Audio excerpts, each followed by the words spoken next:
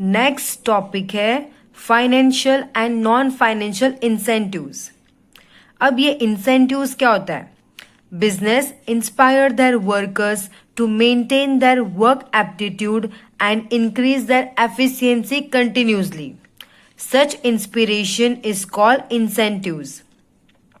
Business inspire करती है उनके वर्कर्स को कि वो अच्छे से वर्क करे और उनकी एफिशिएंसी कंटिन्यूसली इंक्रीज करे। ऐसे इंस्पिरेशन को बोलते हैं incentive. Incentive means which incite और has a tendency to incite action. Incite मतलब एंकरेज करना। इंसेंटिव्स ऐसी चीज होती है जो एंकरेज करती है एम्प्लॉयज को कि वो वर्क परफॉर्म करे अच्छे से। इंसेंटिव्स इंक्रीज करता है वर्कर्स का interest. Such incentives are helpful to employ to achieve their objective. Incentives helpful होते हैं एम्प्लॉयज के लिए उनके ऑब्जेक्टिव को अचीव करने के लिए। दो टाइप के इंसेंटिव्स है, financial incentive, non financial incentives. Financial incentive based होते हैं मनी पे। नॉन फाइनेंशियल इंसेंटिव मनी पे बेस्ड नहीं होते हैं। ये एक एक इंसेंटिव को हम समझते हैं। फाइनेंशियल इंसेंटिव इंटरेस्ट बढ़ाते हैं वर्कर्स का, सेल्फ कॉन्फिडेंस बढ़ाते हैं, एफिशिएंसी बढ़ाते हैं। तो हम स्टार्ट करते हैं फाइनेंशियल इंसेंटिव का फर्स्ट, प्रॉफिट शेयरिंग। देखो, अगर बिजनेस में ज्यादा प्रॉफिट होता है, अगर ऑर्गेनाइजेशन में ज्यादा प्रॉफिट होता है, तो वो जॉइंट एफर्ट हुआ वर्कर का और ऑनर का। वर्कर्स और ऑनर्स साथ में काम करते हैं, इसीलिए उन्होंने ज्यादा प्रॉफिट अर्न किया है। तो जब बिजनेस ज्यादा प्रॉफिट अर्न करती है और उसमें से कुछ पोर्शन वर्कर को देती है, एम्प्लॉय को देती है, तो वो लोग मोटिवेट हो जाते हैं। सैलरी के अलावा प्रॉफिट का कुछ पोर्शन अगर एम्प्लॉय को मिल जाता है तो उन लोग मोटिवेट हो जाते हैं कि अगर उन लोग अच्छा काम करेंगे तो उनको एक्स्ट्रा प्रॉफिट मिलेगा, तो उन लोग एंकरेज हो जाते हैं। ओके, तो ये क्या हुआ? एक इंसेंटिव हुआ वर्कर्स के लिए, फाइनेंशियल इंसेंटिव हुआ। ओके, नेक्स्ट है को पार्टनरशिप। अब ये को पार्टनरशिप क्या है? तो जब एम्प्लॉय और worker are taken as partner in ownership, management and distribution of profit. जब एम्प्लॉय और वर्कर को पार्टनर बना लेते हैं तो और उससे प्रॉफिट भी डिस्ट्रीब्यूट करते हैं, तो उसे क्या बोलते हैं? को पार्टनरशिप। और कोई भी एम्प्लॉय को अगर पार्टनर बना देंगे, उसे प्रॉफिट देंगे, तो वो सोचेगा उसे और अच्छा काम करना चाहिए, तो वो क्या हो जाएगा? मोटिवेट हो जाएगा। तो को पार्टनरशिप भी एक फाइनेंशियल इंसेंटिव है। थर्ड है प्रमोशन। प्रमोशन क्या होता है?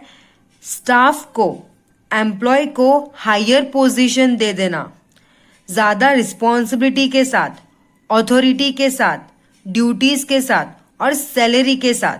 तो कोई भी इंसान मोटिवेट होगा, तो ये भी बहुत अच्छा इंसेंटिव है। प्रमोशन समझ में आया? अगर कोई भी एम्प्लॉय बहुत अच्छा काम करता है तो उसको प्रमोशन मिलता है, और प्रमोशन के साथ साथ, हायर पोजीशन के साथ साथ ज्यादा पावर मिलती है, ज्यादा ड्यूटीज मिलती है, रिस्पॉन्सिबिलिटी मिलती है और सैलरी भी बढ़ जाती है। तो इससे क्या होता है? उसका कॉन्फिडेंस बढ़ता है। तो ये भी बहुत अच्छा इंसेंटिव है। कौन सा इंसेंटिव है? फाइनेंशियल इंसेंटिव है। फोर्थ है bonus. Profit is a contribution of the workers also. Profit सिर्फ ऑनर के वजह से ही और मैनेजमेंट के वजह से ही नहीं होता है, वर्कर्स के वजह से भी बिजनेस का प्रॉफिट होता है। और ये रूल है लॉ के अकॉर्डिंग, कुछ परसेंटेज, जितना भी प्रॉफिट हुआ है उसका कुछ परसेंटेज एम्प्लॉयज को देना चाहिए एज अ बोनस। हर ईयर के एंड में एज अ बोनस कुछ परसेंटेज वर्कर्स को, एम्प्लॉयज को देना चाहिए। नेक्स्ट है commission. Business owner in order to increase sale Decide sale target for the employee who are related with sale and in reference of this target different commission rate are decided. क्या होता है, business को जब cell increase करना होता है तो वो एक टारगेट बनाता है कि अगर इतना सेल हो गया तो आप लोगों को इस पे कमीशन मिलेगा. अगर हमें कोई बोलते कि आप लोग ये काम कर दोगे तो आपको इस पे कमीशन मिलेगा, तो कोई भी एक्साइटेड हो जाता है ना. तो वर्कर्स भी एक्साइटेड हो जाते हैं कि उनको इतना सेल करना ही है. जब वो इतना सेल करके देंगे बिजनेस को तो बिजनेस उनको कमीशन देगी. ओके, तो ये भी एक फाइनेंशियल इंसेंटिव है जो मोटिवेट करता है वर्कर्स को. Prizes in regard of outstanding performance. जब वर्कर एम्प्लॉय आउटस्टैंडिंग परफॉर्मेंस देता है या तो उनकी एकदम यूनिक स्टाइल ऑफ वर्किंग होगा, बहुत अच्छे से वर्क करते हैं, तो एम्प्लॉय को क्या मिलता है, प्राइज मिलता है. प्राइज कैश प्राइज भी हो सकता है, सर्टिफिकेट या फिर मेडल भी मिल सकता है. और ये कहाँ पे मिलता है, पब्लिक प्लेस पे मिलता है. मतलब अगर एनुअल मीटिंग रही तो एनुअल मीटिंग में प्राइज मिलना, सर्टिफिकेट मिलना, मेडल मिलना, या फिर कोई स्पेशल प्रोग्राम अरेंज करते हैं वहां पे प्राइज मिलना. तो इससे क्या होता है, इससे उन लोग एंकरेज होते हैं कि सबके सामने उनको प्राइज मिला है, कुछ बात है उनमें इसलिए उनको प्राइज मिला है, तो उन लोग और मोटिवेट होते अच्छा काम करने के लिए. और ये वर्कर्स को देख के बाकी के जो एम्प्लॉयज है, बाकी के जो वर्कर्स है जिन्होंने जो कुछ बहुत अच्छा काम नहीं करते, उन लोग भी एंकरेज होते हैं कि उन लोग भी जब काम करेंगे तो उनको भी प्राइज मिलेगा. तो इससे भी मोटिवेट होते हैं. ओके, 7th है suggestions and advises.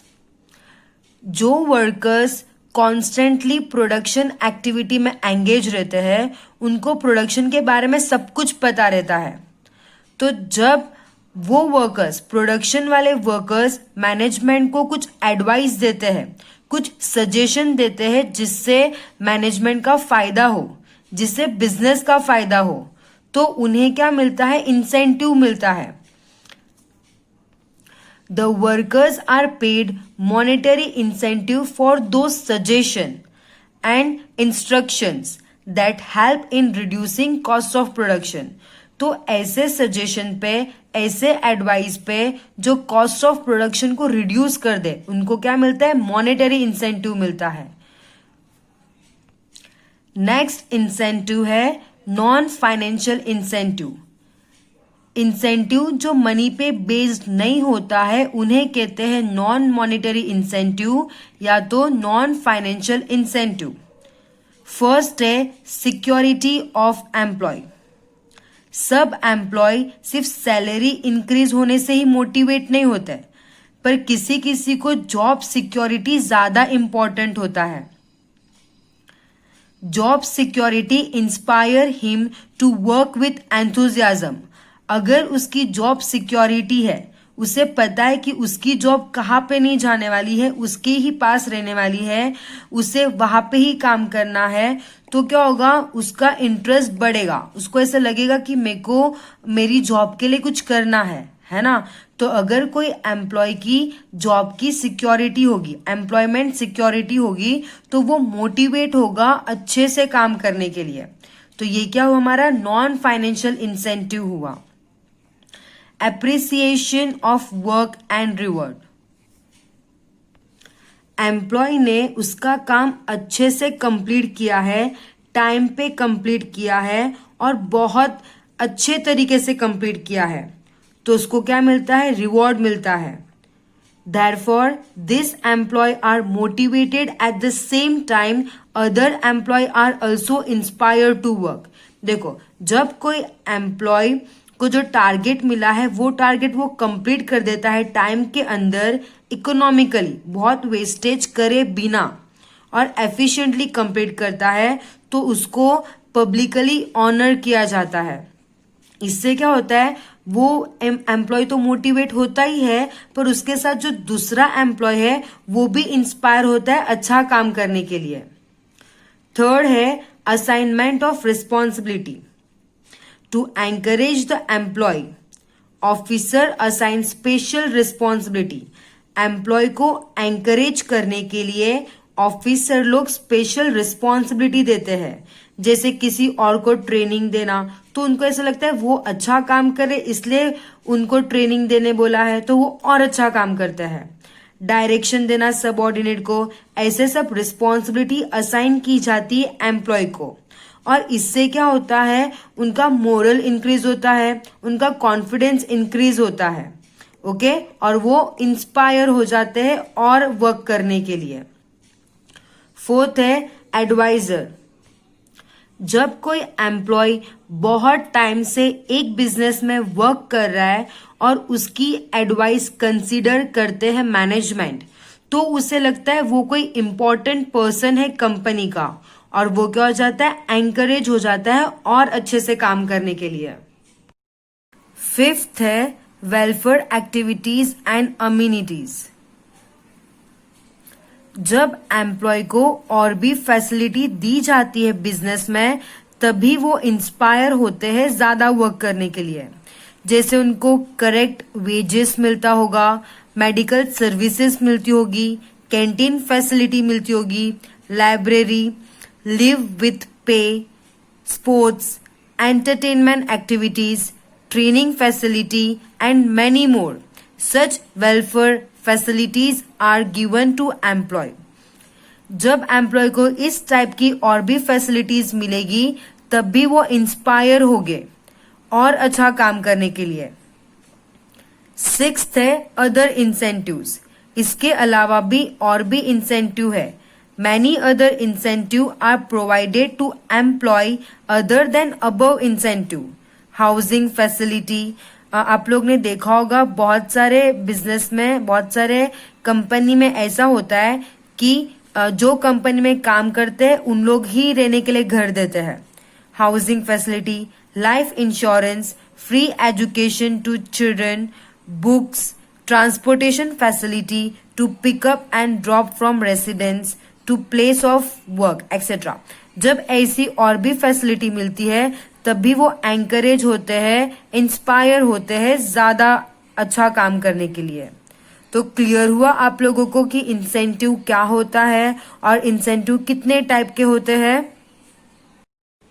Next topic है लीडरशिप। लीडरशिप की जरूरत कहाँ पे होती है, जहाँ पे ग्रुप वर्क करता है, जहाँ पे भी ग्रुप काम करता है एक साथ, वहां पे लीडरशिप की जरूरत पड़ती है। लीडर कौन होता है? लीडर वो पर्सन होता है जो गाइडेंस प्रोवाइड करता है, टारगेट को अचीव करने के लिए गाइडेंस प्रोवाइड करता है, जो मोटिवेट करता है ऑब्जेक्टिव को अचीव करने के लिए, जो इंस्पायर करता है, उसे कहते हैं लीडर। दस leadership is a source of motivation for other. Leadership एक सोर्स है मोटिवेशन का। Meaning, leadership is a quality which influences the people to do efforts willingly in achieving goal. Leadership एक क्वालिटी है जो इन्फ्लुएंस करती है people को काम करने के लिए, जिससे ऑब्जेक्टिव अचीव हो। क्या है लीडरशिप? लीडरशिप एक क्वालिटी है जो इन्फ्लुएंस कर सकती है लोगों को काम करने के लिए। Okay, according to Dr. George R. Terry, leadership is a quality of influencing others to work willingly for the realization of specified goal. Leadership एक क्वालिटी है जो इन्फ्लुएंस करती है दूसरों को काम करने के लिए, ओके, जिससे स्पेसिफाइड गोल अचीव हो सके। Leader is an influential person of the group. Leader कौन होता है? इन्फ्लुएंशियल पर्सन होता है जो दूसरों को इन्फ्लुएंस करता है, गाइडेंस प्रोवाइड करता है प्रेशर के बिना, एंड इंस्पायर करता है उनको वर्क परफॉर्म करने के लिए। नेक्स्ट है कैरेक्टरिस्टिक ऑफ लीडरशिप। फर्स्ट है existence of followers. A leader always provide leadership to follower. Leader leadership किसको प्रोवाइड करता है? फॉलोवर को प्रोवाइड करता है। तो ये जरूरी है कि लीडर के फॉलोवर्स होना जरूरी है. Okay, therefore existence of followers is must for the implementation of leadership. Second है कंटिन्यूस प्रोसेस. जब तक बिजनेस एग्जिस्ट है तब तक leader has to provide leadership to the subordinate. तब तक लीडर को लीडरशिप देना चाहिए उनके सबऑर्डिनेट को. Thus, leadership is a continuous process. Acceptance of leadership. There must be the existence of leader as well as subordinate for leadership. Leadership के लिए subordinate का होना जरूरी है और लीडर का भी होना जरूरी है. जो भी लीडर है वो ऐसा होना चाहिए कि सबऑर्डिनेट उसको फॉलो करे, उसको एक्सेप्ट करे. अगर सबऑर्डिनेट उसको एक्सेप्ट ही नहीं करेंगे लीडर के तरह तो लीडरशिप इनकम्प्लीट हो जाएगी. The leader must be accepted by subordinates. Leader direct them and subordinates follow him. Fourth है creates formal and effective relationship. Leader head होता है ग्रुप का. वो इन्फ्लुएंस करता है पीपल को कि अच्छे से परफॉर्म कर सके और ऑब्जेक्टिव को अचीव कर सके. फिफ्थ है ideal personality. Leader must be an ideal person. Leader एक आइडल पर्सन होना चाहिए. लीडर ऐसा होना चाहिए कि वो सबऑर्डिनेट को इन्फ्लुएंस करे. उसके बिहेवियर से, उसके नेचर से वो बाकी लोगों को इन्फ्लुएंस करे. उसके पास इनबॉर्न क्वालिटीज होनी चाहिए.